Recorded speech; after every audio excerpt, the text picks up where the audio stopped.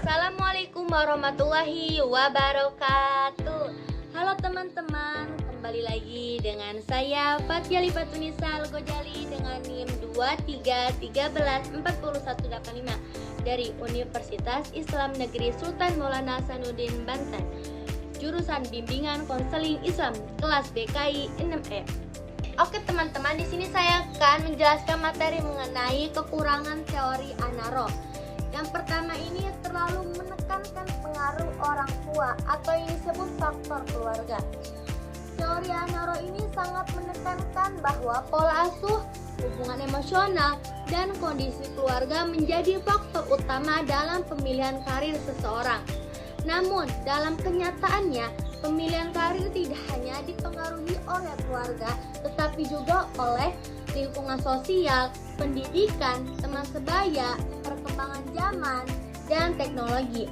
Hal ini menunjukkan bahwa teori Roy ini kurang komprehensif karena belum mencakup faktor eksternal yang lebih luas.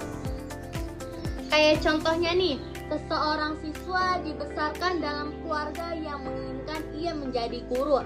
Namun karena sering berinteraksi dengan teman-temannya yang aktif di bidang teknologi dan mengikuti perkembangan digital, ia justru memilih menjadi programmer. Pilihan karir tersebut lebih dipengaruhi lingkungan dan perkembangan zaman daripada pola asuh keluarga. Selanjutnya, materi yang kedua ini kurang mempertimbangkan faktor sosial ekonomi secara luas. Teori Roy ini mengakui adanya pengaruh status sosial ekonomi keluarga, tetapi belum menjelaskan secara mendalam bagaimana faktor tersebut berinteraksi dengan peluang kerja. Kayak misalnya kondisi pasar tenaga kerja, perkembangan industri, padahal dalam realitas faktor ekonomi dan kesempatan kerja sangat memengaruhi pilihan karir seseorang.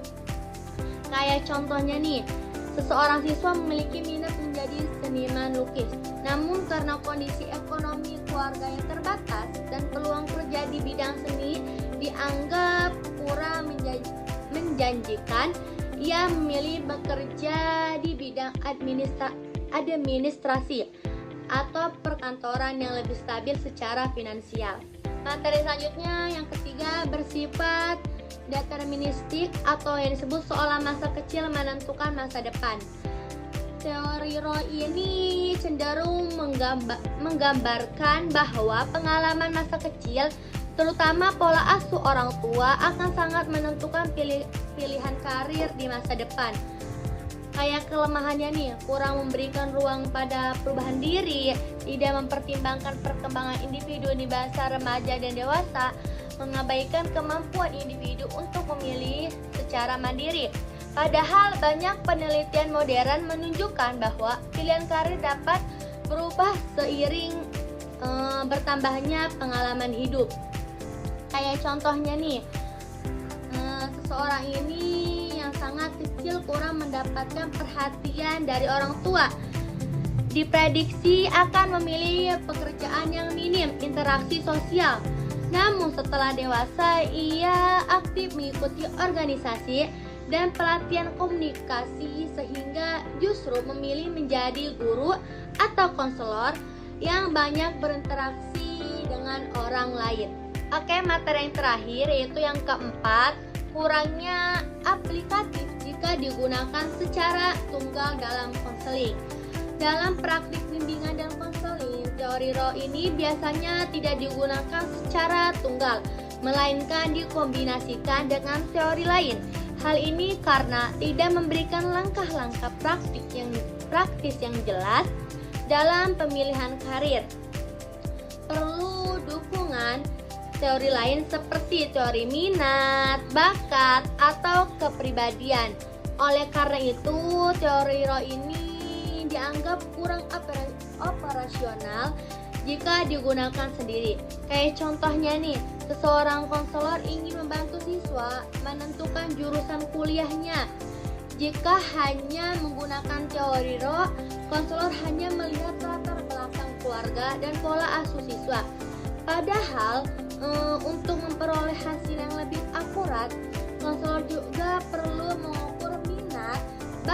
kemampuan akademik, serta kepribadian siswa dengan menggunakan teori atau tes lainnya.